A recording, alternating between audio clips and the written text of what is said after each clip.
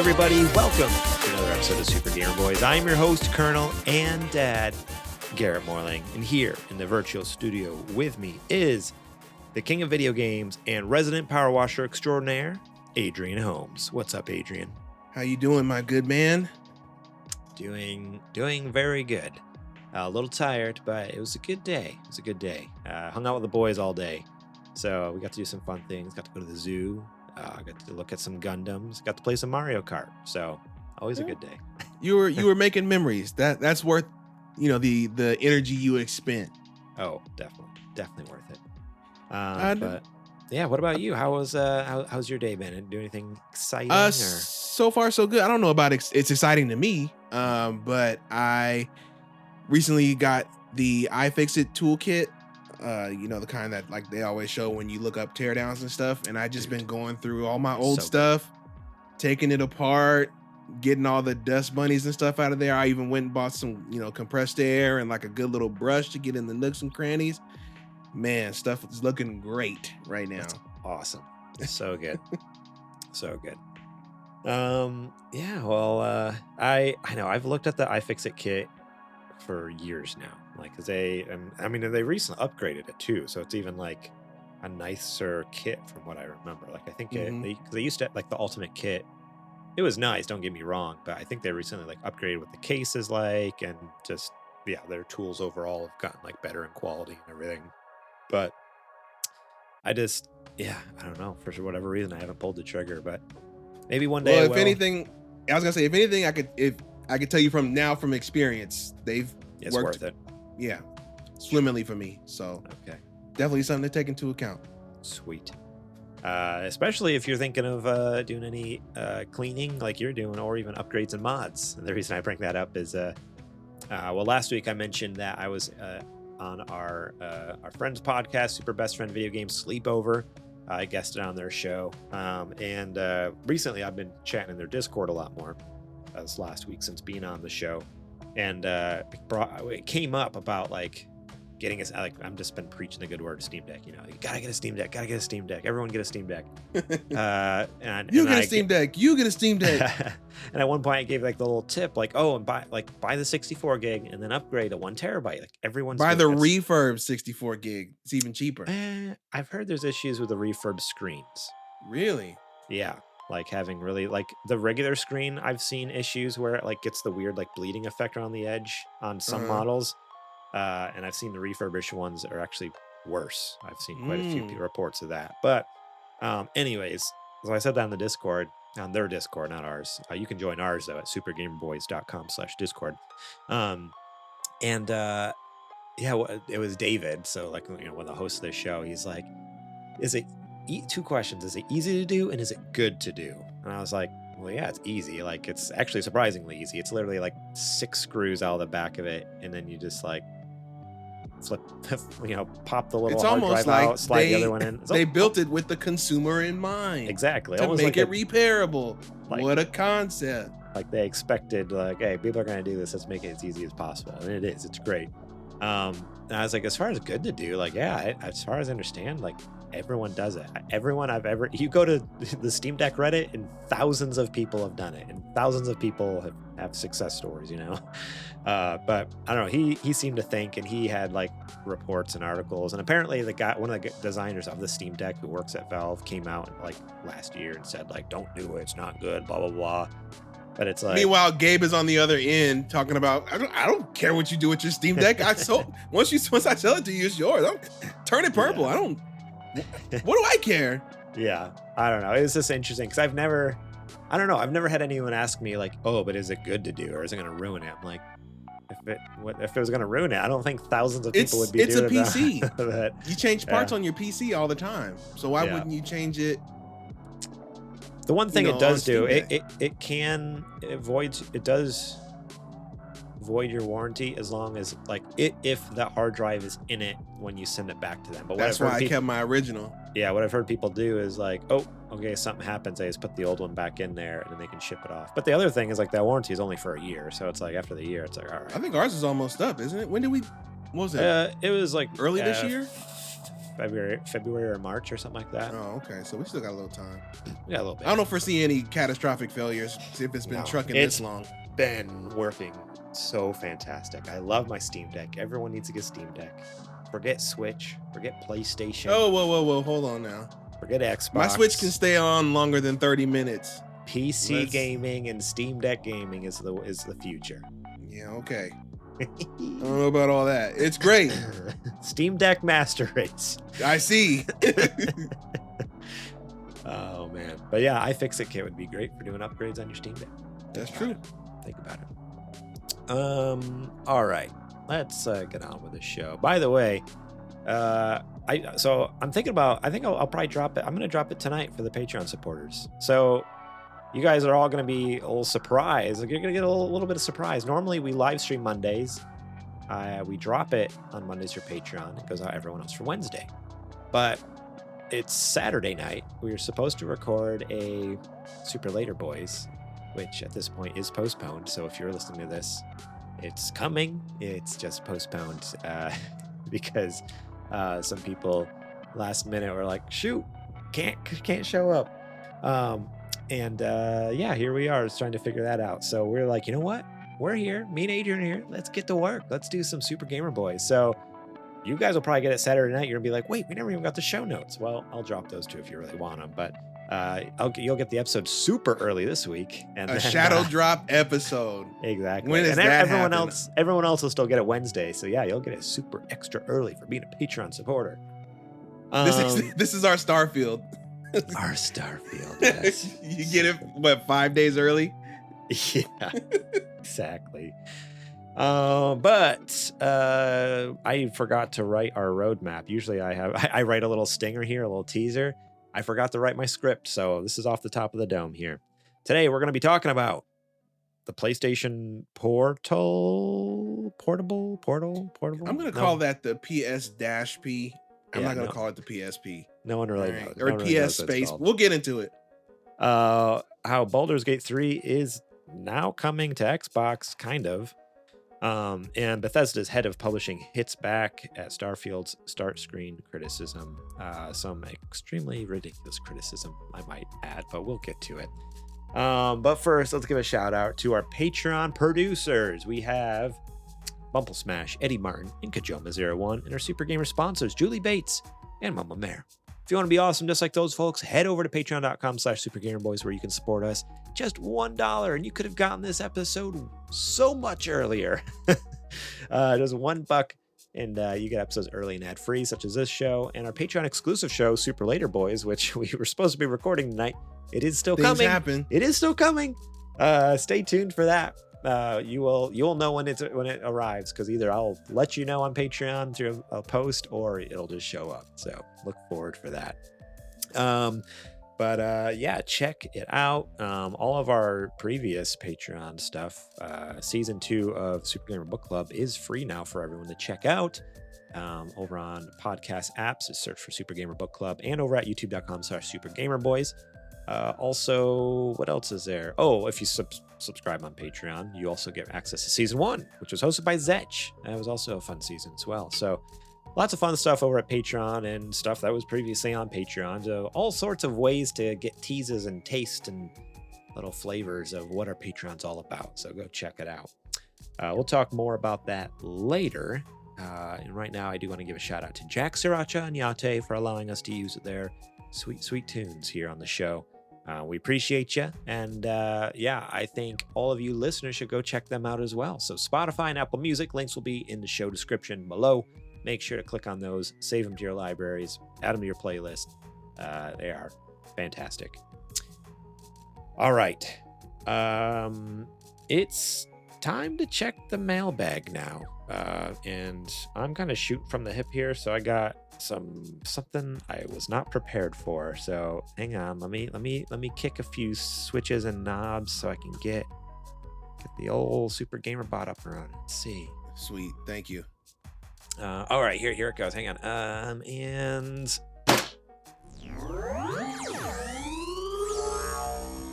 there we go. Hey, I thought we took the week off. Oh well, let's do this. Sorry, Super Gamer Everybody Bot. getting a little sassy. What's going on, man? Sorry. Getting the tood. I thought I was getting a week off. Sorry. Not this week. It's next week. Next week. Maybe. Again, maybe we'll be back next week too. Who knows? That's another. I guess I should let you guys know that. We were supposed to have an episode this week because I'm traveling Monday. Here we are. We're doing it. Surprise. And we also, the one next week is up in the air as well, because again, I'll still be out of town, but we'll see. Adrian, I'd let him know ahead of time. So hopefully, if I'm working on some things. Yeah. If he's able to find a guest, it might be a fun Adrian and Friends episode. Or so we will see. I might just do a one man. A one man. The first in the history. Ooh, that would be absolutely wild. All right, Super Gamer Bot. Sorry about that. Can you give us the first question, please? I think it's the one from Sir Prince-a-Lot. Recast the MCU Avengers, starting with Hulk and Hawkeye. Okay, so recast the MCU Avengers movies. What was it? Hulk and Hawkeye? Yeah, that's what it sounds like. I mean, okay. Hawkeye, okay, I can do this one. Hawkeye would be, for me, literally anybody else. Literally anyone. Literally anybody else. I never needed to be Jeremy Renner.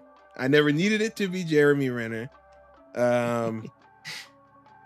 It could be Arnold Schwarzenegger for all I care. Oh, wow. Like that bad, huh? He's not, Okay. he never, I don't know. Hawkeye is like, Jeremy Renner doesn't exude Hawkeye energy to me. I don't know how else to explain it. Like if you read some Hawkeye comics, he doesn't come off like that to me. I don't know. Okay. Yeah, that's the thing. I've never read the comic, so I don't know what he's supposed to be like. But if I was just to recast someone has a similar vibe, but in my opinion is a better actor, I put Diego Luna from Andor. Okay. Yeah. Most recently from Andor. He's done other things, but that's right. The most recent thing that I was like, oh, he's awesome. He was in Rogue. See, that could work. Like, because he can act. Yeah, exactly. That's what I was like. He can bring the same energy, but like better. So not the same energy. The same like this is the same vibe, but way more energy. Like way more like acting chops. I feel like. What are you thinking for Hulk though? I got a cut. So mine. This was really hard, but the one I settled on, only because it would be a very different Hulk. So I was thinking he can play the nerdy doctor role that he needs to as Dr. Bruce Banner. But yeah, I also think he could do like a fun take on Hulk where he's like maybe just a little. I know I haven't said the name yet. I'm trying to like set it up so it like makes sense when I say it here. So yeah, I think he played the doctor role. I also think as a human, as Bruce Banner, like he could also play like the really like almost like Jekyll and Hyde-ish, just like the struggle between like knowing like why I'm cursed with this, that kind of thing. Like I think he could really show those emotions a lot better than what we saw in I don't even remember his name. Whatever his name. Who's the guy who plays him now currently? Hulk? Mark Ruffalo. Like Mark Ruffalo, I feel like I never got a vibe like, oh, he hates that he's Hulk. Like it's just kind of like he's already. Mark Ruffalo is a really good Bruce Banner and an okay Hulk. But even as Bruce Banner, I never at one time felt like, oh, he's like in agony that he's a tortured soul. Yeah, where like my answer, I think was most recently in The Batman. Paul Dano. Robert Pattinson? No, Paul Dano. Oh. Paul Dano. The Riddler. Oh. You know what? I think That's he could not play. bad. I think like he has the look to be like nerdy science doctor dude. He's a fantastic actor. I mean, he has a range. That's the thing. He has a range right. of act. Like he's obviously a very good actor with a lot of different skills there. But like yeah. So like from my point of view, I'm like, man, he could play the good smart scientist guy and also like a human who's like has this internal struggle with like, man, I'm cursed with this horrible thing for the rest of my life. Like just I'm just imagining him like in the shower just like punching a wall like as human Paul Dano or Bruce Banner just like and then it makes a crater. But like similar to like the scene of him in like the prison cell and the Batman just like no, just like fighting with himself, like this internal struggle, and then like and then as a Hulk, like him just being like, I mean that's mostly CG at that point, but I don't know. I just feel like he has like the chops. I've never seen him anything. What else major has he been in? I don't know. Yeah, that's what I'm trying to think, like anything else I've seen him in. But when I thought of that, I was like, oh, you know what? Like, because I think Batman was my first encounter with him. He did an incredible job. Yeah, same here. I might have seen him in something else and didn't realize it, but that's the first. You're gonna say a name, and I'm gonna be like, oh, of course, of course.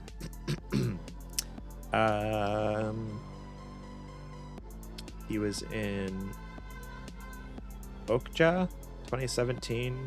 I never saw it, but I remember that like seeing trailers for it. He was someone in Prisoners, someone in 12 Years a Slave, someone in Looper, Seth and Looper. None of these are Cowboys and Aliens back in 2011. I saw that movie and I forgot that movie. It was terrible. That was Han Harrison Solo Ford was in 007. And Daniel Craig. There Will Be God, Blood. that movie was bad. He was in There Will Be Blood as Paul Sunday. Huh. He was Dwayne in Little Miss Sunshine. Oh yeah, okay. I saw Little Miss Sunshine. That was good. Yeah. So, okay. I mean, and he's been in a lot more, but nothing that I've like seen or really heard too much of. So yeah, he's been on a little bit of here, a little bit of there. Interesting. Yeah, his big ones is There Will Be Blood, Little Miss Sunshine, 12 Years a Slave, and Love and Mercy, which is a 2014 movie. Okay, I can roll with that pick. Yeah, I don't know. I think he has it. What about you? Oh, I'm not sure. I thought we were doing one and the other. I only did the Jeremy Renner one. Okay. Well, who did you say for Jeremy? Because I said Diego Luna. I said literally anybody else. Oh, literally anyone else. Okay. Yeah. Okay. That works. Cool. Well, let's slide over this next question. This will be the last question from Penguin 90, I believe. Super Gamer Bot, can you roll that for us? If you woke up in their world, which anime character would you like to meet? Okay. You woke up in another world. Which anime character would you want to meet? So I imagine it's waking up in that anime character. In their universe? In their world. In their universe, yeah. I mean, for me, my only anime so far is One Piece. So it has to be that. Like, imagine waking up on their ship, just like being part of the crew. That would be so much fun, hanging out with Luffy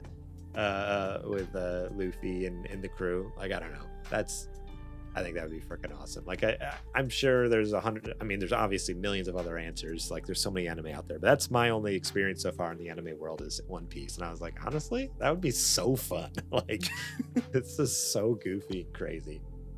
I'm trying to think. Like, I'm just thinking too, like, even like if I was to wake up in a world of like some of the mangas I'm reading, I'm like, no, I don't think I'd want to wake up. Like, I'm reading Tokyo Ghoul. No, absolutely. You do not want to wake up there. That world sucks. Like, it's not good. I'm in book 3 right now, and it's like, this is bad. Like, this place is not good. There is a show that I'm watching called Ranking of Kings. And the main character is a prince of one of the kingdoms, Prince Boji. And he seems like a really good kid. I would not mind meeting him and his friend. He's really small in stature, but he's like incredibly powerful. Like, he can take down giants or like incredible threats. And the cool thing about it is he's not necessarily strong. It's his defense. He's able to see like the cracks in people's armor and exploit that. So he's fast and he can analyze. And he's also got a really, really good heart and saved his kingdom because of his compassion for it. So he's a good kid. That's awesome. That's really cool. I'm just trying to think of anything else other than, I guess, another character, because it asks like what specific character you'd want to meet too. Like, Luffy would be cool, but also I don't know, I'd love to try Sanji's food, I guess. Like, all right, is it actually, it has to be to be that good? But is it though? Because like sometimes I think like, oh yeah, he's a great cook, and then other times I'm like, but Luffy eats anything and everything. So is it? But really everybody good? says his food is good. Everybody on the crew. Yeah. Even I mean, Zoro had to give that's it true. up one time. Yeah. Okay. Yeah. And they can't. it'd be awesome to meet him and have him make me a dish. Be like, all they right, play let's sit like down. they can't stand each other, but like they're actually probably two of the tightest people in the crew. Oh yeah. Oh definitely. Cool. I am Do you have trying any other answers you can think of, or I mean, yours is a good one, but No, none that I can like. I mean, if I woke up in their world, who would I want to meet?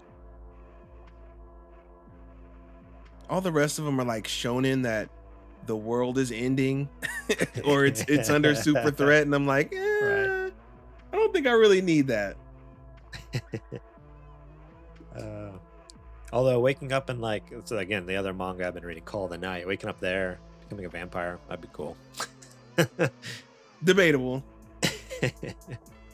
Cool. All right. Thank you guys so much for writing in questions. Remember, you can drop questions over on our Discord, supergamerboys.com/Discord to join that. Totally free. You can join us over there, hang out with us, chat with us, talk video games, what you're playing, what you're watching, and or just make fun of me is what I feel like normally ends up happening. Either me or JJ. It's like always the dog pile goes back and forth. Either JJ rallies the troops and they all dog pile me, or It's the other way the around. whims, So, the whims of the people. Yeah. You never know. Never know. All right. It's now time for the nerdy nudes. It's now time for the nerdy nudes. Real quick, two things. I have two things to talk about, which are completely off topic. What's the that? first one is I've been thinking, I was like, oh, now that we have this soundboard on Discord, I need to like get the nerdy nudes and like the check them out, like all this stuff, like put it on it. Like that'd be so awesome. That way, like even now, like I mean, I could have your version on there. I could have JJ's version. Like we could pull whatever version we want, like week to week. That would be cool. And then the other second thing is, as far as have you downloaded? Do you do like the beta iOS for iPhone stuff at all, or no? Do you usually stay on the more stable, the current one? I usually stay on stable just because I only have one phone, and I know sometimes beta software can get a little wonky. Okay. But why? What you got in mind? Well, I always, not always, more recently, I used to do it back in the day. I didn't do it for a while, and then more recently I got back into doing the beta. So I'm like on whatever the next one is, 17 or whatever. I had it for a while. It's great, love it. But they have a feature on there where you can make an AI voice. Yes, out of I heard your about voice, this, and I did it, and it is weird because it doesn't sound quite enough like me, like I would like it to, but also it sounds just enough like me, like it is a little weird. Like for it to be usable as like that doesn't really sound like me, but at the same time it's like, but it sounds a little like me. It's kind of weird. Like can it's you kind of export? wild. Can you export those whatever you make it say? I'm sure there's a way. I mean, just screen record while it's talking and then just send that video to wherever and pull the MP3. That's true. So That's one way. it would be a process, but yes, I'm sure it could be done. But yeah, I don't know. I have an AI version of my voice. So if I ever die and you need a co-host, you can use you have full permission right here. Use my voice. You got to get a hold of my phone. Good luck. You don't have permission to take my phone, but you have permission to use my voice if you can figure it out. Yes, I really like the PlayStation 6. It's a great console. Just like AI. Thanks, Garrett. Oh man. Just that'd be so creepy. Oh man. All right. Has to go on. Back on topic here. This first news story. Oh, I guess I should switch over to the thingamajigga. Boom, there's the news story. You're welcome. For you video users, that is. Audio, you don't really know what I'm talking about. But over at youtube.com/supergamerboys, you can see the news stories with your own eyeballs. This first news story comes to us from Eddie McCooch over at GameSpot. PlayStation Portal, not portable, Portal, like the game. Sony's new sort of gaming handheld is coming this year for $200. Smackers. Sony has officially announced the name and price for its upcoming Project Q handheld streaming device for PS5 games. The system is called PlayStation Portal and will cost $200. It is set for release sometime later this year. I was telling Adrian before the show, but I'll share it with you listeners. When this news first came out, I woke up in the morning. My alarm goes off at 7:15 in the morning. I roll over, I turn it off, I grab my phone, and usually the first thing I do is check emails or Instagram. Popped open Instagram. The first thing at the top of the page is an IGN post with this, talking about this. And it says, Sony announces new PlayStation Portal device, blah, blah, blah, $200. And they knew what they were doing. They knew what they were doing writing that headline like that. Bleary-eyed, crusty still, like wiping the drool off my face, trying to like get fog out of the way, the morning like waking up fog there. And I had to read it like 5 times until I realized it was PlayStation Portal and not PlayStation Portable. And yeah, you're 100% right. They knew what they were doing. They're like, it's going to be just close enough to trip people up, and so we can call it PSP when it's not. That's the thing. So far in the marketing, they haven't called it PSP. Because they're not stupid. You don't know. I mean, in that regard, you don't know, dude. That's the thing. The moment the moment they throw out PSP, though, I'm gonna be like, nope. They better not. Shut it down. Stop right now, Sony. I know what this is a PSP. All right. Yes. For the audio listeners, I'm holding a PSP unit in my a PlayStation Portable, not a Portal. Portable. Okay, says PSP on the back. All right.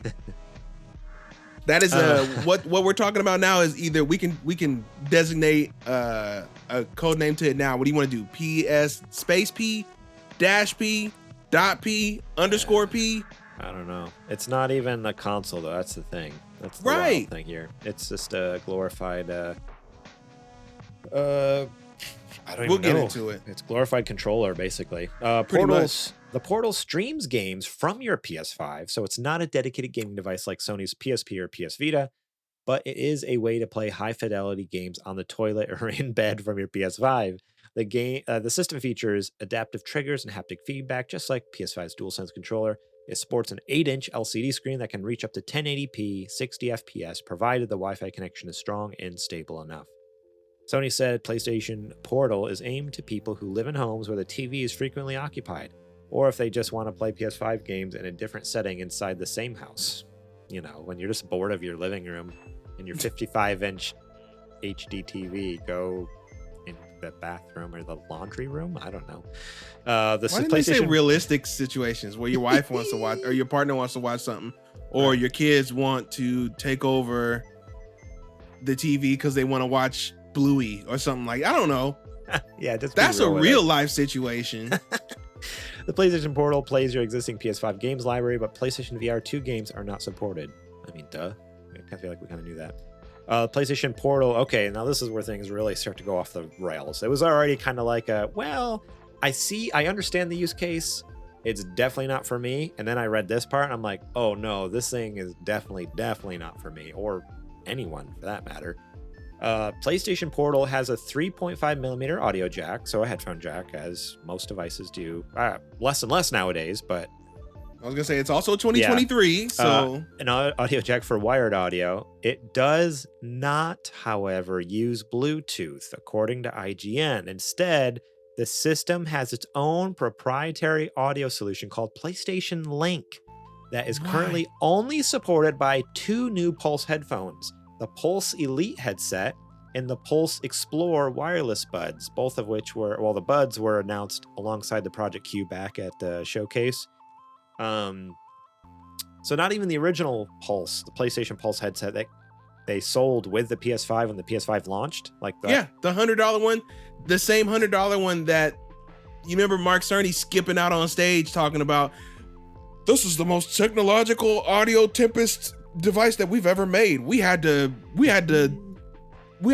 eat people's earwax to really understand how the human ear works so we can make the Tempest engine work really well. Now all of a sudden they're trash. Yeah, wild. They do have, here we go. The Pulse Elite traditional over-ear headphones and Pulse Explorer earbuds can connect to any PlayStation Link support device, and that includes PS5, PlayStation Portal, PC, or Mac, and a Bluetooth device. So these headphones can connect to Bluetooth devices. but not the thing you need to connect it to. Right. The PlayStation That you I bought don't- it for. I don't. So it's like, all right, so your PlayStation earbuds you can use with your phone, but you have to buy special. I don't know. It's stupid. It's so stupid. For example, Pulse Explorer can be connected to a PS5 via the USB adapter using PlayStation Link, and also to a mobile phone through Bluetooth at the same time. So you can listen to your game and your phone call at the same time. That's fun.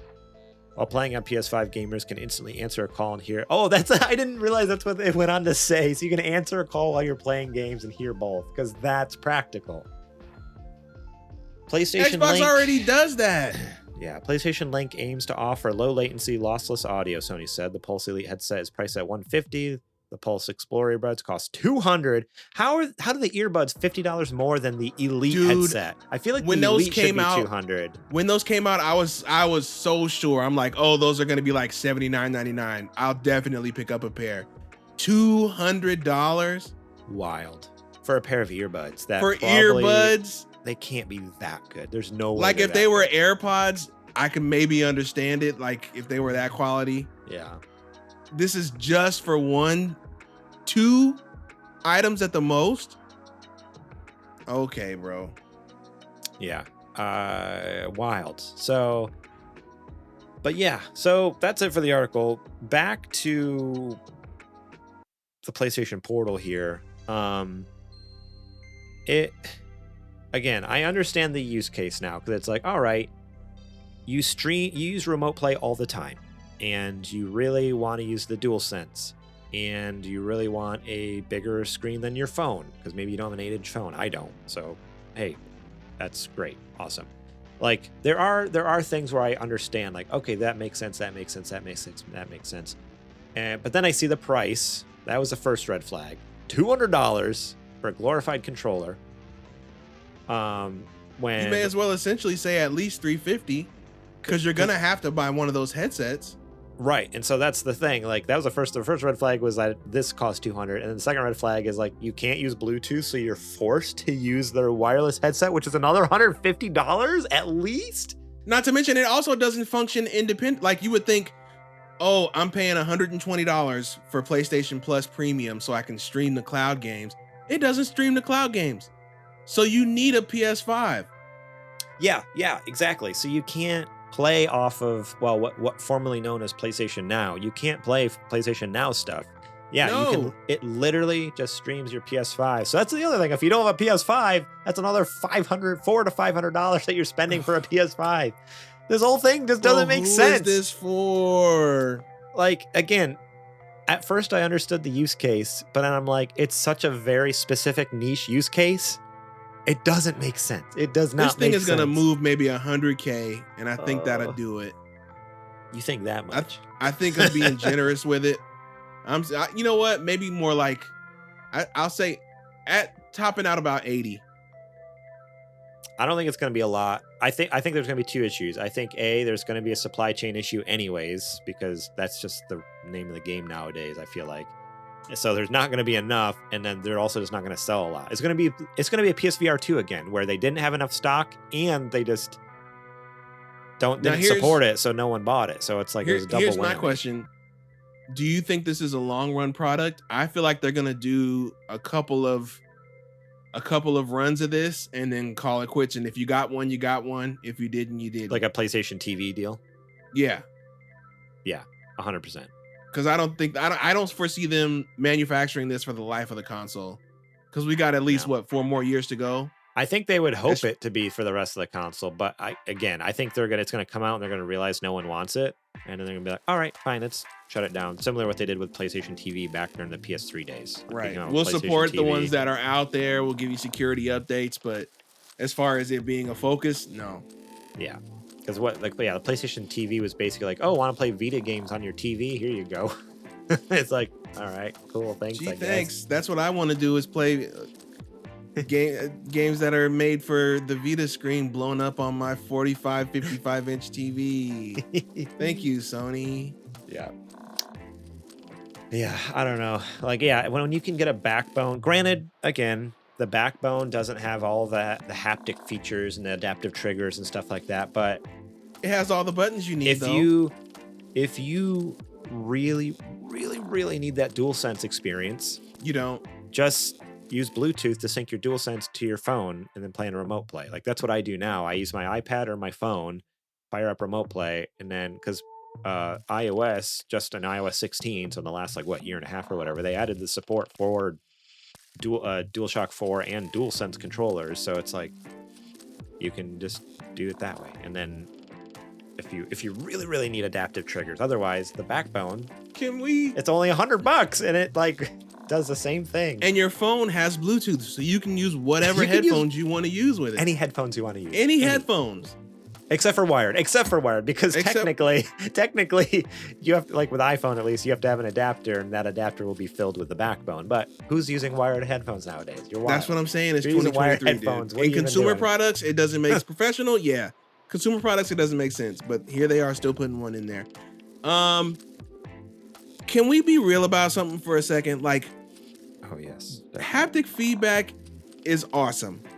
yeah, it's great. The adaptive triggers are awesome. It's fun. Yeah, they're great. I'm not paying an extra $100 to get access to those. They don't enhance the experience that much to where they warrant. Like, I could have just as much enjoyed Astro's Playroom without the accoutrements Oh, as totally. Even with even it. though that's like Astro's Playroom was literally designed to show off the DualSense Right. and all the features. I agree with you. Even if you took out the features, it's still an amazing platformer with or Right. without those features. Like, yeah, those features are great, but they're not make or break the console. That's for sure. Yeah, so I don't that's the thing that, you know, we saw some pundits and journalists talked about. Well, I really need the DualSense, the feel of the DualSense and all the features. I don't agree. I don't see it being that necessary to the experience to have Most games don't utilize it really like, well. really well. Yeah, I feel like there's a few games where I'm like, oh, this is cool. Like playing Call of Duty, like the campaign, the story mode, and when you pull the trigger, and it's like, like you feel the feedback in the trigger. I'm like, that's cool, but it's also something that like after like 2 or 3 hours, you're like, all right, my finger's tired. Like turn that off. Like that's Just like wearing my finger out. The best recent example of that is I was playing Horizon a little while ago. Same deal, dude. When you pull that bow back, the bow it's the string. resistance on it. I'm like, hey, turn this off. I'm trying to fire my bows. I gonna get you sprain want a me to be finger here. immersed. I'm immersed, okay? You've immersed me in the world. I don't need to actually be firing the bow.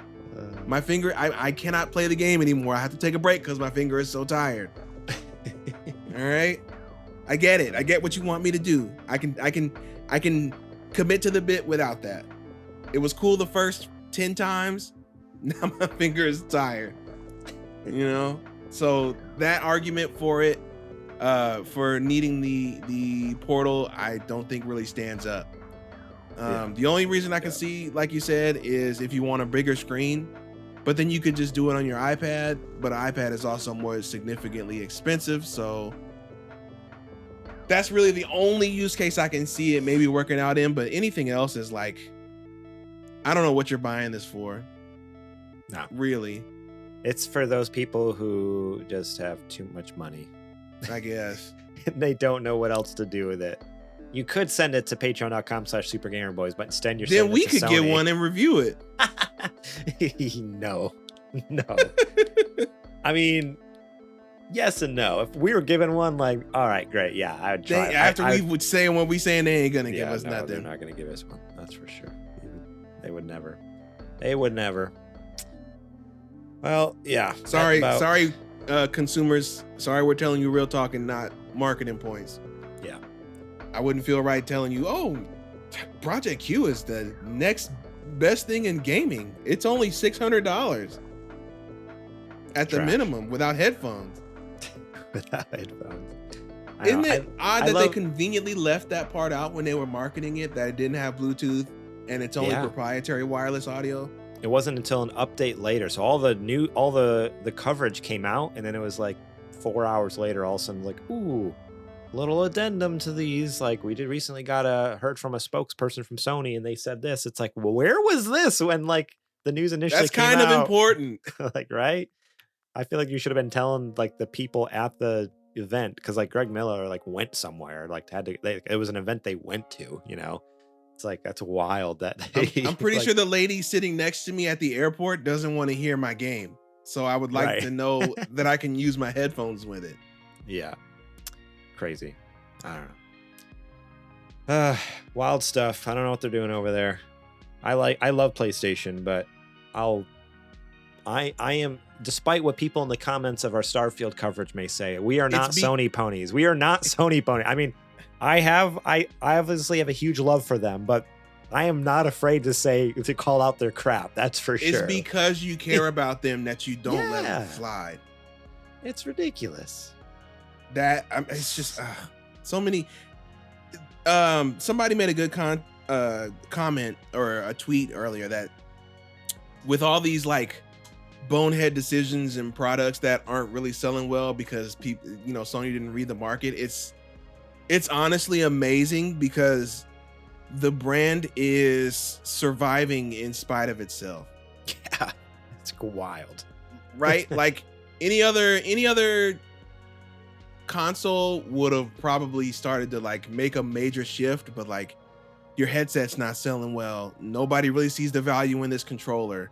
If you really tally it up, there's only about 11 exclusive games just for PS5 at this point. So it's kind of like, I don't know. I mean, realistically, it's got to be what? Call of Duty that's really moving these units? Yes, I don't know. And the promise of Spider-Man coming up? Yeah. But even then, if you wait enough, it's coming to PC. So exactly, yeah, you wait a couple years, and just like the other one, eventually came to PC. Yeah, I don't know. I mean, I think it is just a lot of the PS5 sales is just brand loyalty. Like they killed it with the PS4. Yeah, that's the thing. They got so many people on board with PS4. People are like, I love this, so I'm gonna stay with it. Go to PS5. But so far, like what? We're 3 years in, and it's like there's cool stuff. But you think about 3 years, like, boy, that's in a sense that's almost half the gen. Yeah, we could be we could potentially be halfway through the generation already. And what do we have to show for it? Like a few cool things, but nothing major. Nothing major that's PlayStation exclusive. Like a lot, like even some of those cool things that have come out, like PlayStation doesn't have cool exclusives, but boy, it's like really when they do that big sizzle reel, when you go back and you do PS3 and then they show all the marquee titles for it, PS4 and then they show all the marquee titles for it. What are you gonna have really in this gen that's not anywhere else? GT7, but then that's a multi-plat. GT7, Ratchet and Clank, also on PC. Right, but I think because it's a PlayStation Studios published game and they're gonna started exclusively on PlayStation, it would definitely be included. Like a Gran Turismo, the Ratchet and Clank, Returnal. Oh no, Returnal's not. I mean, Returnal is now. They're considering it now. Like if you look at any of like the marketing, like our PlayStation titles, like Returnal's on there. Like they've kind of bought it out. Like but that's kind of it. Everything else is like what Demon Souls was the remake. Demon Souls, yeah. But they're gonna put that up on the board. So that's what 4. Yeah, pretty much. Miles was multi-plat. Spider-Man 2 will be purely. Yeah, Spider-Man 2. Okay, so that's 5. But it's not out yet. A couple more months. But it's gonna be good. Wolverine will make it 6. And then they still gotta have stuff to fill out the next 3 years of the console. Death Stranding 2, hopefully. That's not Yeah. Okay. Death Stranding 2, whenever that comes out. I'm tired of this pattern. This Sony pattern, right?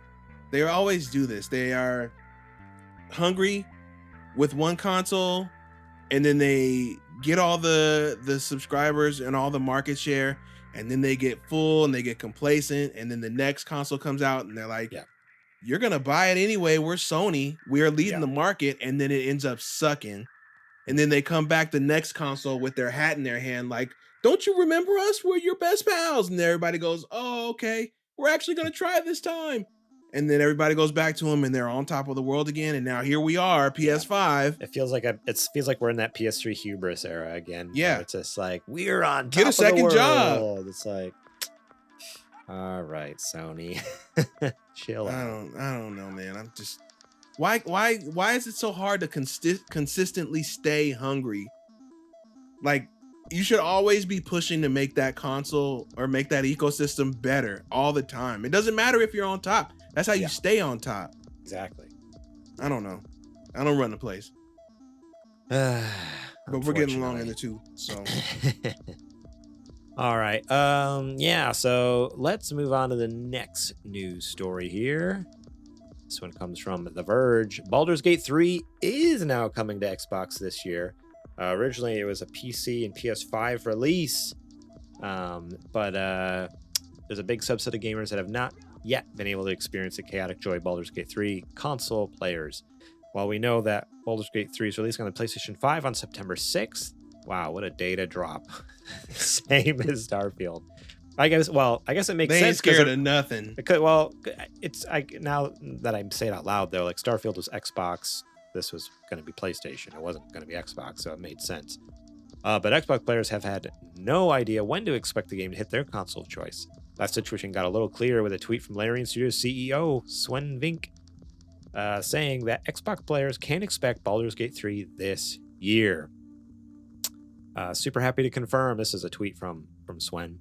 Super happy to confirm that after meeting Xbox P3, which that is, who's that again? Phil Spencer. That's Phil Spencer's account, isn't it? Yeah. Yesterday, we found a solution that allows us to bring Baldur's Gate 3 to Xbox players this year still, something we've been working towards for quite some time.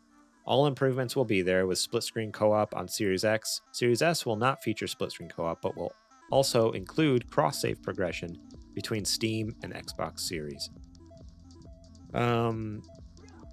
Yeah, so I mean that's kind of the gist of it. There's more to the article, but yeah, essentially it is coming to Xbox, but Xbox is going to be Series S is going to be missing some features. I thought there was also something with the resolution too, right? I'm not seeing it here. That's automatic that it was going to run at a lower res. Automatic. Okay. So it's also the lower res, which is typical with Series S. But it's awesome. I'm great. It's coming. It is great that it's coming to Xbox. I'm glad it is because it's a phenomenal game. Everyone needs to play this. But I guess what I wanted to chat about on this, and something we actually already kind of chatted about a little bit in our Discord over at supergamerboys.com/Discord, is what does this mean for the future of like Xbox games? Because we have friends who have already, and like people we know who are developers who have already shared their thoughts. Like, it sucks to develop for the Series S. Right. Because the Series X has so much power, you can do so much awesome stuff, and then it's like, oh shoot, but it has to run on both exactly the same. Like the whole Xbox's whole marketing has been there's parity between the two. Like you can play it on X and you can play it on S. The only difference will be resolution sometimes. And with that's clearly not the case anymore. Yeah, this is the first instance. There's features missing out of the game now. Like, I don't know. What are your thoughts? And is this could this be trouble? Is this a good thing? Like, so it's multifaceted, right? As a person who bought a Series S, I went in under the impression thinking it's gonna be the same game. It may not be the same resolution. You know, in certain cases, it may not be the same frame rate, but that's understandable because it's probably roughly maybe 60% of what the Series X is. I would say if I had to put a number on it, maybe 60, 65.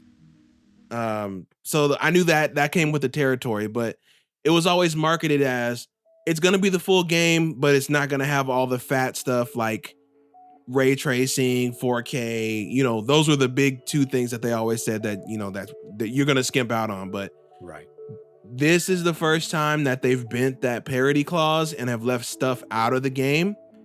And as much as they want to say, oh, this is just this one time, once you open Pandora's box, you can't close it. Yeah. I know now every game studio now going to be asking for that? Like, that's what I'm thinking. It's like, now that they've let Larian do it, now every studio is going to be like, Hey, but you let Larian do it. Can we do it now? Hey, you let I them do it. think Can you? Like that could cause a bad domino effect. right, and I think he knew that. I think what it's gonna be is the pedigree of who's asking. So like if Rockstar was like, hey, we can't get X, Y, and Z running on the Series S, Right. Phil ain't gonna say no. Okay. That's too many software sales that he would miss out. So a Take-Two or an Activision, if they say, hey, you know, we can't get Warzone, we can't get this one thing in Warzone going on Series S, but we may be able to get it in later. Phil can't say no to that. That's the biggest game on their platform. Yeah. So yeah, now that we've opened Pandora's box, it does make me not scared, but alert as a Series S owner, because now I have to wonder, am I getting, I used to get the full game, but at like a lesser frame rate or a lesser Resolution stuff. resolution. But now I'm not getting the full game. Yeah. And granted, you could say, oh, it's split screen, it's, you know, a niche feature. It's still something that is part of that game. And there are people who are using it, you know, using the split screen multiplayer. I think about most of the Series X games. Granted, Baldur's Gate is not necessarily a children's game, but there are a lot of homes with Series S's that multiple kids share. So what's the next game that's like? I've actually heard a lot of families playing through Baldur's Gate together. Really? Because you can turn like the nudity and everything off. It's just a Oh, switch. you can. You just hit the switch and turn it off. Like obviously, I think the romances options are still there, but even those are optional. You don't have to do those. So I didn't know you could play boring mode. So you can turn off the nudity, and you can just, when people hit on you, just like say no, you know, and then that's that. I'm a good boy. Yeah. So it's like. So no, you're 100% right. Yeah, there's a family out there that has like a Series S and was planning on doing split screen co-op together as a family. It's like, well, sorry, now, right? You can't you know, figure it out. So realistically, this, and I don't know if I'm the only one. I highly doubt if I am. It makes me think, well, should I look into an X then, so that I can make sure that I'm getting, you know, the 100% of the, while I'm not directly paying for the games in a lot of instances with Game Pass, but that I'm getting the full features of the games that are on this service that I'm paying for.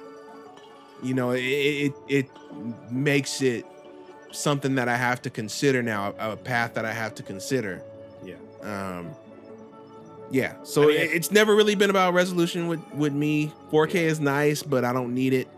But it's more about losing features. Totally. Is the thing with me. Totally. And so I guess, like, I don't know, my thought is like, if I was in your position, for me, like if I had a Series S at this point, it's like, yeah, at this point, I don't think there's any need to like worry about it getting an Xbox Series X anytime soon, because like, all right, like me personally, I probably wouldn't use split screen that much on Baldur's Gate 3. Right. And then, but it's the principle of the thing. And so for me, it's like, obviously once a game came out when there was an issue, then yeah, well, okay, now I might need to upgrade. Like you're right. It's something you definitely need to think about, but I also don't think it's anything that's going to happen anytime soon. Like the soonest it could happen is maybe in I could see it in like a couple of years or something like that. So like towards the end of the generation anyways, you know, towards like all of a sudden it's like, oh wow, right during the last like couple years, but we the still last got couple stuff, years of the generation, all of a sudden I can't play it full featured, but we still got stuff coming though. What if there's, you know, things that are in Fable or Avowed or I don't think they would ever do it with an Xbox exclusive. Something that's made by Xbox Studios, I think it would be wild if they did this. This is different because this is a third-party studio. Which makes it even more like... I think it would be bonkers if their own internal studios couldn't have parity across the systems. I'm not saying it's any easier just because they're Xbox Studios, but it is, again, the principle of it. It's like, hey, you preach it, now you do it. And so if they ever that's where the red flag would go up for me with this whole thing is, if you're right, if Fable came out and all of a sudden like, sorry, it's different. Like at that point, there should be riots in the street over that. Like that's crazy. Like that's wild. Like because that's like, wait a second. This is your game. You're not somebody even practicing. else's. You're not even practicing what you're preaching here. Yeah. So I don't know. Yeah, I guess you're right. I'm at caution level yellow right now with the situation. Yeah, I'm aware. Green, yellow, orange, red. I think right. You're I'm like aware. I can see the potential issue of what could come up in the road. Like you said, maybe it won't happen, for the foreseeable future at least. But if it does, I can at least say I see it coming and I can react more than being blindsided. So totally. Yeah, crazy. So this is both bittersweet because it's like, obviously it's amazing that this game is coming to Xbox. Great, awesome, fantastic. Like I'm happy for all of the Xbox players to play this game, but yeah, the fact that you're losing out features, it's a bummer. It's a bummer. When do you think we get it? You think what? Maybe November? They say this year, so I could see it being. Other question: do you think we're getting on Game Pass? No. That would have been my concession. If I'm Phil, that's what I would have done. I'll let you leave it off of Series S, but you got to put it on Game Pass. Boy, that's what I would have done. That would be amazing, but I feel like they would have announced that. Yeah, that's true too. It wouldn't have just been a random tweet from the guy who leads the studio. It would have been like a crazy announcement, like, boom, Xbox bringing Baldur's maybe could have been drunk. Well, because he had said that they had just talked to Phil at Gamescom like the day before. Yeah, so the way the tweet is written almost makes it seem like they like went out for coffee. Hunting him down. Yeah, they're just, or no, I was just gonna say like they're just hanging out having coffee and happened to talk about it. Like, hey, about that Xbox thing. Right. Oh yeah, so I think we can work it out. All right, cool, thanks. Enjoy your latte. They could have been at a point where there was no like official paperwork drawn up or anything like that. That's true. It's still possible that we could see something because I don't think Xbox themselves has tweeted anything about Baldur's Gate coming, right? Not that I know of, no. Yeah, it was just that the random dude was just like, hey, yep, it's coming, we're figuring it out. It's like, oh yeah, cool. So that if I'm Phil, because I'm doing something that severe where I'm bending that parity clause for you, I gotta get something. Yeah, I gotta get something. So yeah, that would be great. That would be amazing. I don't, for whatever reason, I'm feeling like it probably won't, but dude, if it does, that would be incredible. That'd be amazing. All right, cool. Well, that's it for that news story. Now let's move on to the last one here. Bethesda's head of publishing hits back at Starfield's start screen criticism. This comes from Eurogamer, written by Vicky Blake. Bethesda's head of publishing, Pete Hines, hit back at criticism that labeled Starfield's start screen as being designed by a passionate team, overworked, or a team that didn't care. Former Blizzard developer Mark Kern tweeted a screenshot of Starfield's start screen saying, which I need to look up this word. What is this word even? No. Hang on. One second. Search. Which one? Physiognomy. A person's facial features or expression, especially when regarded as indicative of character or ethnic origin. So not only is this critique wild, spoiler alert, that's my thoughts on this, not only is his take absolutely off the charts wild, but he uses a word that doesn't even fit. Anyways, man, I guess it can. He's a maniac, dude. What do you expect? I guess it sort of fits, but not really. Like the start screen, as if it's like the face, it's the first thing you see. I don't know. The physiognomy of start screens. The start screen of a game can reveal a lot about how rushed the team was and how much pride they took in their work. Starfield's start screen either shows hasty shipping deadlines by a passionate team, overworked, or a team that didn't care. Start screens are often done at the very end of development. Teams are too busy making the core game. It's quite common for the start screen to completely change once the game is shipping or on patch 0. Teams that take pride want to put on a good face forward and will often redo these just prior to going live, Kern's comments concluded. And then just some rando named Jassim commented on that tweet and said, hey, at DC Deacon, which is Pete Hines over on Twitter, next time you and the lovely folks over at BGS, instead of rushing to make a game with many systems, faction choices, and ways to play, I would urge you to only focus on the title screen so you guys won't appear to be hasty or simply didn't care.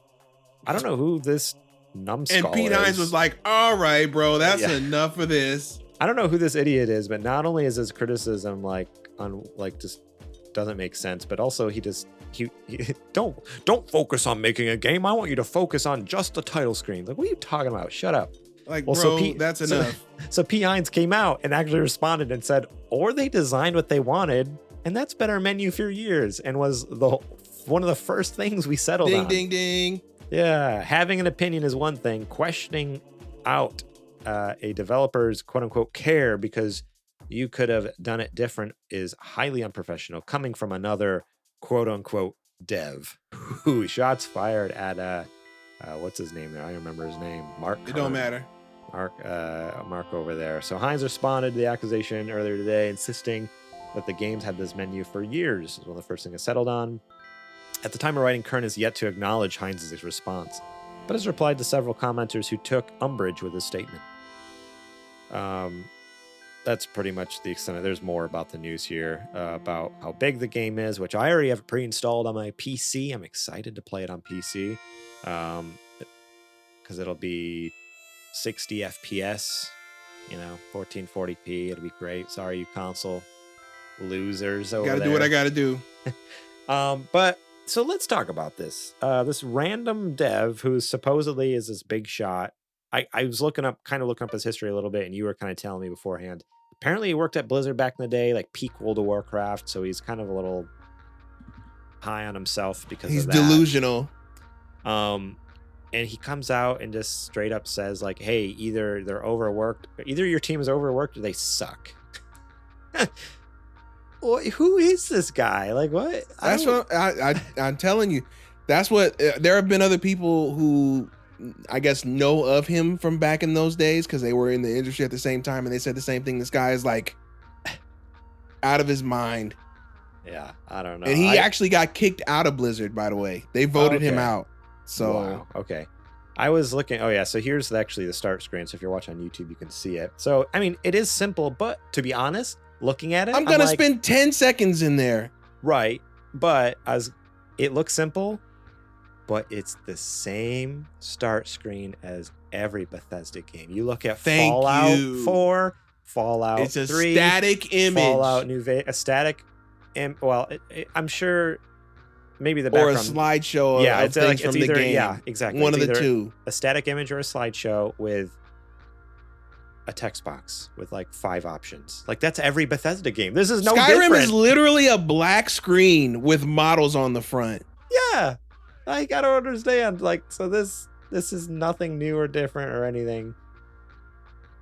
I don't know, dude. But yeah, it's funny. I looked up this the Mark Kern who made this crazy accusation on Twitter here. I looked at his bio, and like as far as I can tell, he's not doing anything either. Like it just says official Twitter of Mark Kern. I'm not surprised. As if anyone cares. CEO and designer, former team lead for blah blah blah, all these different things. So I don't know. It just seems like for he's a game full that of came himself. out in 2003.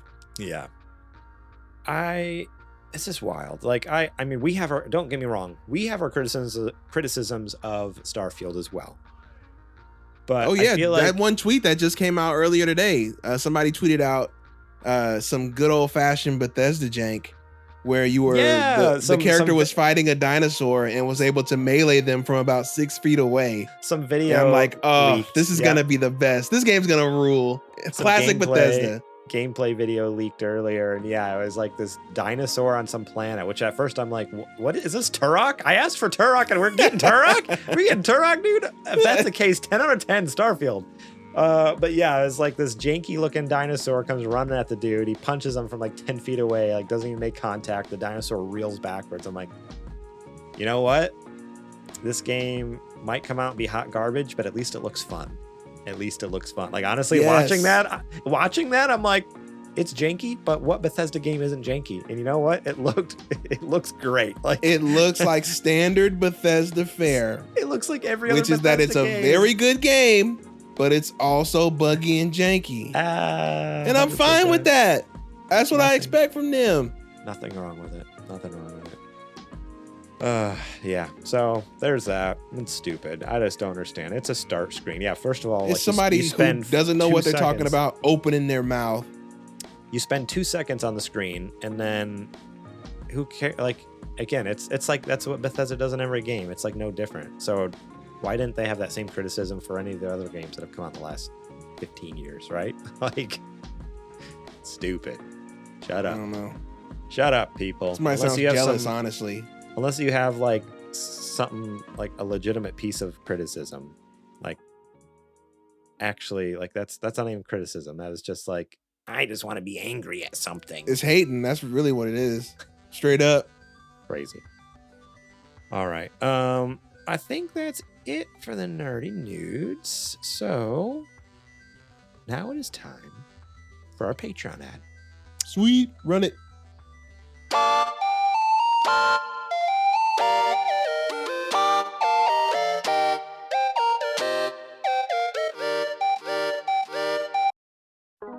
This is the part of the show where I tell you to go over to patreon.com/supergamerboys and support us over there. Support us. Please, support us. Starting at just Adrian, don't shake your head at me.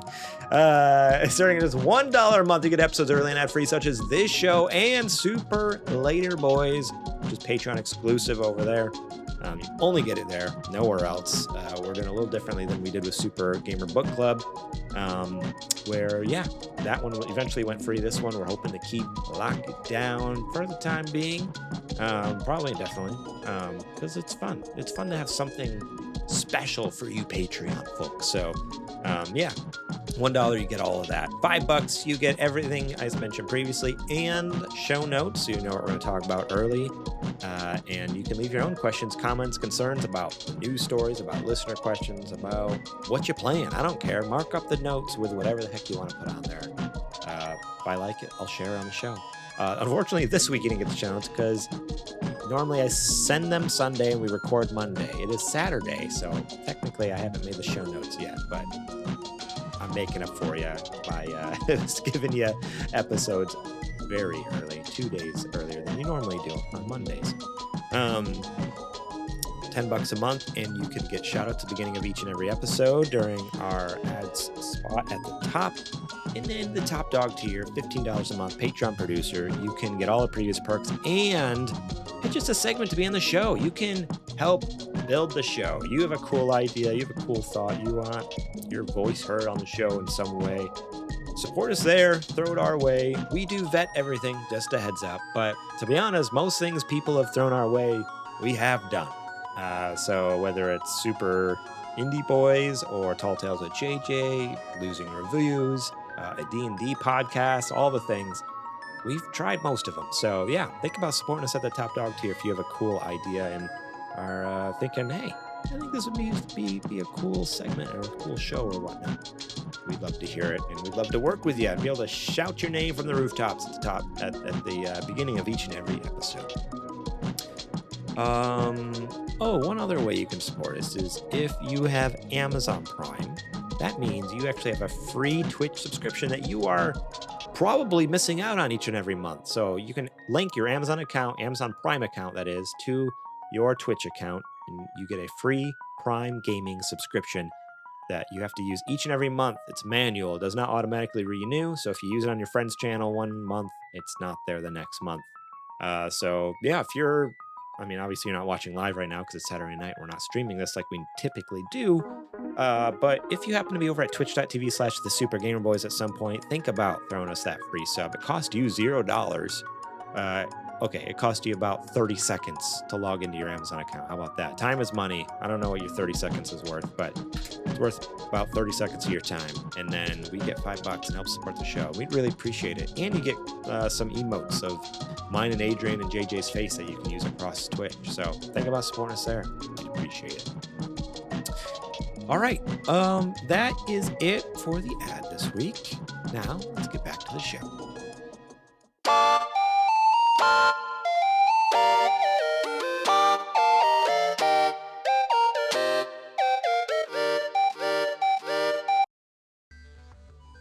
All right, Adrian, it's the time of the show where I need to be asking you, what you playing? Right now I am not playing anything, but that is because I was under the spell of Vampire Survivors recently. Yes, I remember. Good grief, that game. I don't know what the hook is about it, but it's like a siren song. It's a spell. Like I started playing that game and then I was like, oh, this is really good. And then I went back to play it again and I just kept going and kept going and then I looked up guides. I'm like, how do I finish this game? How do I fully beat it? Oh, you got to do this, and this. Okay, no problem. I'm going to do it now. And man, just it's such a great game. For those who don't know, it's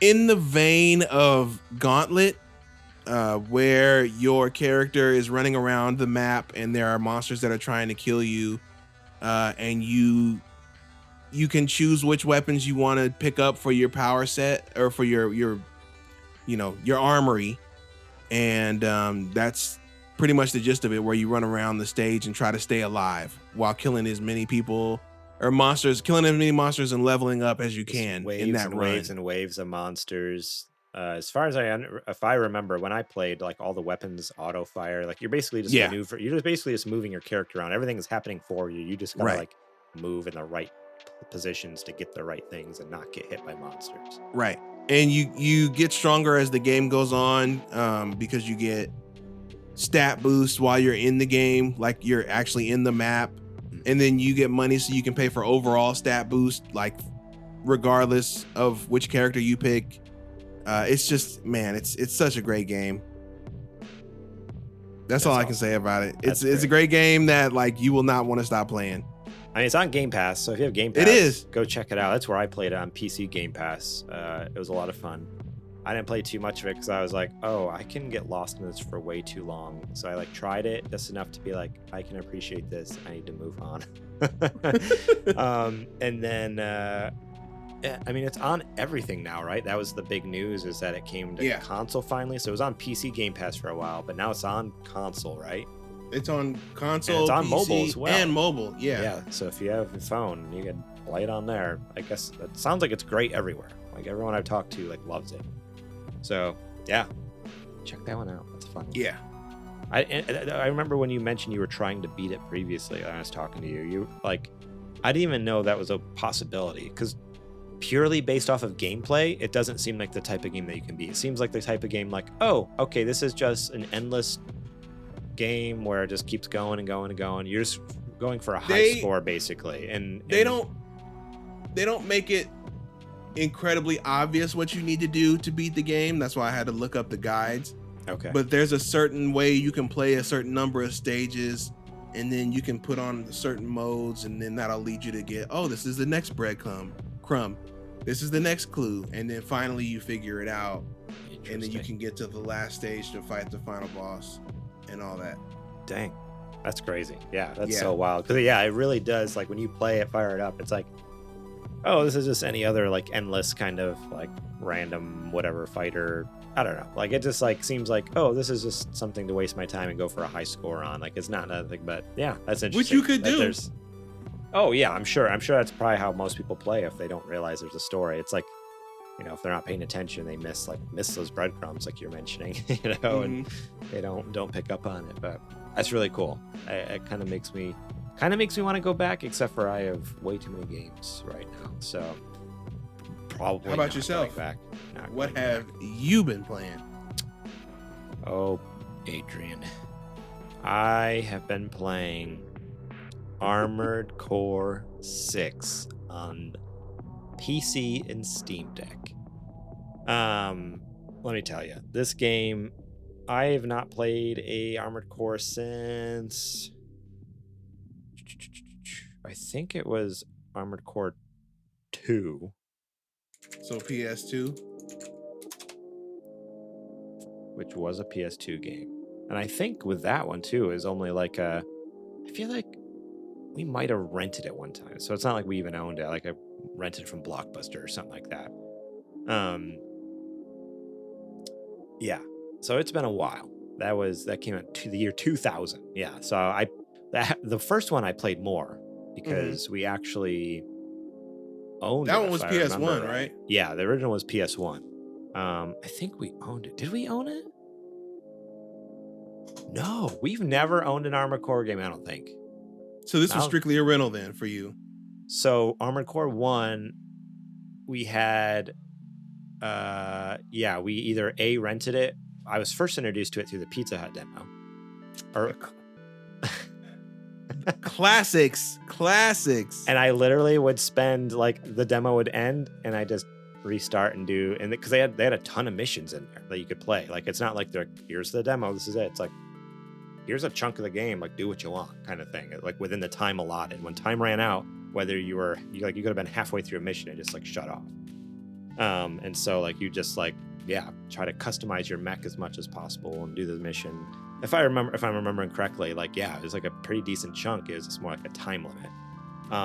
So it was that, and then we ended up renting it for a bit and loving it there. And then Armored Core 2, again, I remember renting that, and that was fantastic. But yeah, so it's been 23 years since I've played an Armored Core game, which is and wild. You're back now, baby. And I'm back. From Software is back and freaking killing it. I mean, they've been back. Don't get me wrong. Elden Ring was fantastic. But and their other games, which are great. Armored Core, though. Okay. The combat is really anything you want it to be, which is awesome. You want fast, frenetic, hack and slash craziness, agile, giant mech robots, make it. Make your robot to do like it's wild. If you want to have literal tank treads and be a heavy tank and like to the point where like people are just blasting their biggest firepower at you and it's just like ricocheting off, not even hurting you, you can do that too. You want to be something in between? Great. So not only is like how you play the game is completely in your control because of how customizable your mech is. Your Armored Core is called. Hence the name of the game. So yeah, like, and it's always been that way. Even in the PS1, I remember on the demo disc, on the Pizza Hut demo, like having like a bajillion options for cores, for heads, for arms, for legs, for weapons, like, because you have one on each shoulder and one on each hand, so you have 4 weapons.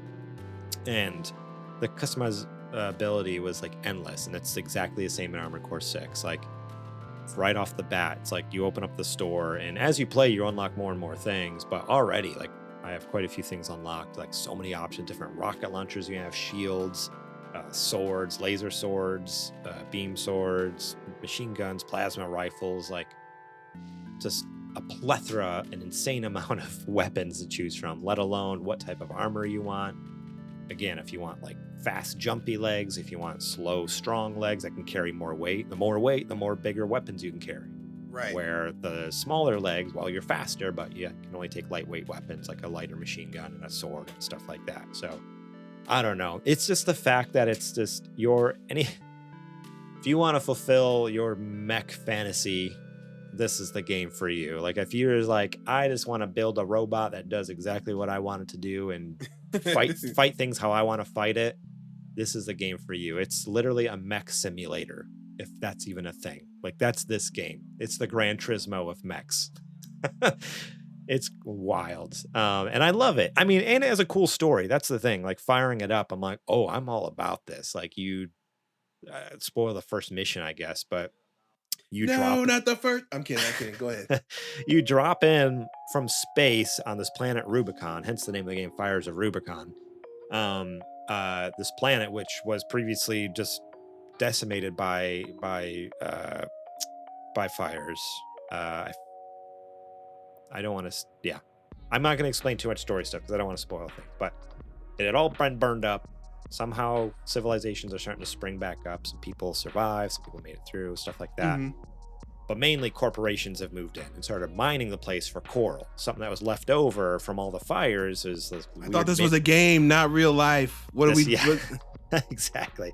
This weird mineral that was left behind that everyone wants for all these corporations want for building things, whatever. It's this rare resource. It's worth a lot. And this planet's full of it for whatever reason. And so you drop in as a mercenary, but with no license. Like, you've basically been in stasis for years. They haven't really explained why or what, like why you don't, but you start out and you don't have your mercenaries license. Apparently in this world, mercenaries are a thing, but you have to be licensed in order to do it. So literally the first mission, you drop on this planet. They're like, hey, you've been out of it for a while. Here's your first mission. There's a bunch of dead mercenaries, but dead mercs in the area. Go scan their bodies and see if we can, like, anyone has a license that we can steal, and like basically steal their persona. So like at the beginning of the game, you have one code name, and then by the end of the first mission, they're like, all right, well, we found the license for you. Like, you are now Raven. Like, that's your new call sign. You basically take on someone else's like identity. You steal someone's identity in order to become a merc on Rubicon, which is wild. And then it goes from there where like, so you get your missions from these corporations. And what's crazy is like, yeah, you fight for this one corporation, like, hey, this other corporation has a secret weapon. We want to destroy it because they're whatever, blah, blah, blah. Like, we don't want them to get ahead of us. So you go and destroy it. And then that same corporation, you just like destroy their weapon. They're calling you up and be like, hey, so-and-so, we want to retaliate now. Can you fight back? But it's like, it's this weird merc. It's not what I signed up for. I signed up to do what you asked me to do the first time. You can't keep adding stuff on, all right? Well, no. But that's what I'm saying, though, is like, you're fighting. It's like this double, triple, quadruple agent thing. Like, it's this mercenary economy where I understand you're the one who just destroyed our weapon, but we understand it's purely business. We don't blame you. We blame the company that hired you. So now we're going to hire you to retaliate back. So it's like the person you just attacked and like blew up their weapon, they're then hiring you like, hey,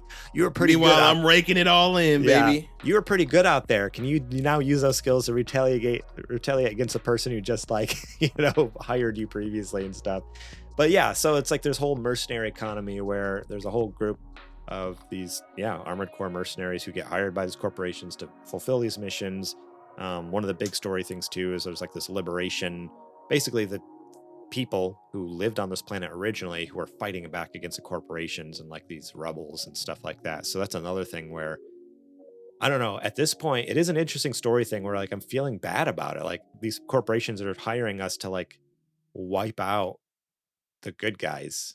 Like, to them, are the bad guys because the corporations are greedy and want to like take over. But in my mind, I'm like, wait, I just like bombed this base that was full of just like, not civilians, but like, this is their home. Like, what is going on? So that's honestly, that's where I'm hoping the story digs more into that and like what that looks like, because I don't know, it kind of explores that whole thing. Because right now it's just like, I'm obviously just broke and I need money, so I'm just taking any job I can. But it's like, right, I'm doing some horrible things. These people who like, they just want their home back.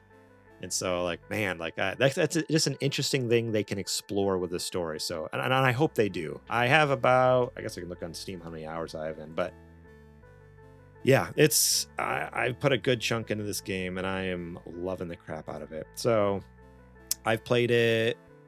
I basically have only played it one night. I put 4 hours into it because it came out Thursday and I got to play a little bit Thursday and then a lot on Friday. And so I put 4 hours so far. But yeah, so I still got a ways to go, but the story has a lot of interesting ways it could go. So we'll see if it delivers. All the reviews, like, it's wild. I'm watching, I haven't looked at Metacritic, but like Armored Core, their Twitter account put out a tweet and it just had like all these 9 out of 10s, 9.5, 10 out of 10s. Like, everyone's giving it high marks. Obviously, I'm sure there's low marks if you go to Metacritic, but yeah, the fact that they had enough 10 out of 10 reviews and 9 out of 10 reviews to make a freaking graphic, like, it's a good game, and it's great. But yeah, my question is, it is From Software. How is the combat? I know it's not a Souls game, so they didn't make it like a Souls game, but is it challenging at least? Have you been into any big scuffles yet, or what? Yes, it is difficult. I wouldn't say it's quite like rage-inducing? It's nothing like Elden Ring or Bloodborne or something like that. Like having played like some of those games, especially like Bloodborne, like it's nothing like that. Like Elden Ring, I was able to play for quite a few hours and like enjoy it because I'm like, oh, okay, this is a little easier than their normal game. But like Bloodborne, I played for 20 minutes. I'm like, I'm done. Like, this is stupid. I can't even. You've also died 20 times in those 20 minutes. Yeah, exactly. Where with this game, actually on that first mission, I died like 6 times to the final boss at that first mission. Like the whole point of the mission is just like to teach you how to play the game. And I thought I understood it, but like I was just getting my butt whooped. Like it was so hard. And so there is a style and a technique of gameplay you need to like remember and play. So there is, it's very different from their typical Soulsborne gameplay, but it's similar in the sense that like, oh, you don't just play this like an action mech game either. Like there is a style of fighting to it, if that makes sense. Like kind of like how you wouldn't just like hack and slash in a Bloodborne. You're not gonna hack and slash into Armored Core. It's not the same, but it's the same. Unless hack and slash meets run and gun, then we got a real fight on our hands. Yeah, and that's the thing. It's not like you're just running and blow. I mean, there's moments where you are like, all right, I'm running through a city and it's like these crappy little tanks, and you can just like, if you hold down the button on your rocket launcher, most of the rocket launchers can multi-target. So, which is so satisfying when there's like 6 tanks out there and all of a sudden your missiles shoot out of your back and go boom, boom, boom, boom, boom, boom, boom, and just blow them all up. It's great. It's like, oh, it's so satisfying. Done. Freaking Boba Fett style. Yeah, exactly. And but then then you come up against a boss or like another Armored Core, something that's not just like an AI bot that you're fighting against, like an actual other person in game as well. It's like, oh, this is like something like I have to use my fly. That's the thing. They all have thruster like jetpacks. You can fly. So it's like, oh, I actually need to like fly and dodge and move and, you know, be careful with my weapons because sometimes they overheat or maybe, or I need to reload. So I need to like, okay, when my rockets are reloading, then I shoot my machine gun. My machine gun's reloading, I use my rocket, stuff like that. So yeah, there's definitely a thought process and a technique and a fighting style that you need to like pay attention to. Some of the boss battles are tricky. Like I said, on that first level, like I died like 4 or 5 times before finally figuring out like, oh yeah, no, I need to. Got your groove. You got to figure it out. It's not like you can just like run in circles around the thing and shoot at it. Like, no, you got to fly and dodge. They want you to use your abilities. So it's fun. Yeah. And it's definitely, difficulty is picking up a little bit more, which is, it's because, I feel like with a lot of Bloodborne games, is just kind of like, it's hard all the way through. The difficulty's at 15. Good luck, noob. Yeah, like it's the same all the way through the game. It's like it's hard and it's gonna stay hard. Where this game is like started like, oh yeah, this is kind of difficult, not bad, a little difficult, and it's like, okay, yeah, I can feel it even just 4 hours. Like, okay, yeah, they're expecting a little more from me now, but it's fun. I love it. Ugh. Everyone needs to play this game. I posted in the Discord. I was like, Armored Core 6 game of the year? ? With a picture of my mech, which I painted to look like a Gundam. I don't know if you noticed that. Now, second and last question. Yes. How is this impacting your Baldur's Gate activity? Baldur's Gate is now on hold. Okay. I mean, we'll see. I mean, they're very different games. So it's like Baldur's Gate at this point for me will be the fun game where I'm just like, phew, I am tired and stressed. I need to like chill and relax. Baldur's Gate is a fun because it's like a turn-based, slow-paced D&D game. Like, oh man, like that's gonna be a fun, like, relaxing game. Where Armored Core is like, yeah, when I want like a little bit of a challenge, a little action, a little like excitement, or I just want to like spend 45 minutes painting my mech. Like that's what I did in order to turn my Gundam or to make my Armored Core look like a Gundam. Like, that wasn't like something that took like 2 seconds, like a preset paint job. Like I spent like probably like an hour customizing my Armored Core with like the weapons and the right legs and arms and everything else that I want on there. And then another like 45 minutes painting the thing. So it was like almost 2 hours of probably that gameplay actually was spent just in the menus. It's kind of like a dance situation with Cyberpunk, if you remember. You're not the only one. So fun. I'm sure like there's been a ton of people who are like, let me make the Gundam the Gundam colors. Yeah. Oh, totally. Yeah. I mean, it's been wild. Did you see modders already put what's his name from one of the Grand Theft Auto games? They've already modded him in there. What did he do? They just I don't know. I've never played. You know me. I've never played a Grand Theft Auto game. That's fair. But I just thought it was funny because it's like it doesn't fit at all. But it's just so goofy. CJ, someone already. Of course. Someone modded CJ in Armored Core. So like, because before your mission, when you're getting ready for a mission, your Armored Core is like in its docking station, and it's like arms are out like this, you know, and like it's locked into this position before is he the core or the pilot? Before it gets deployed, and so he's the core. So it shows him this giant CJ locked into this thing.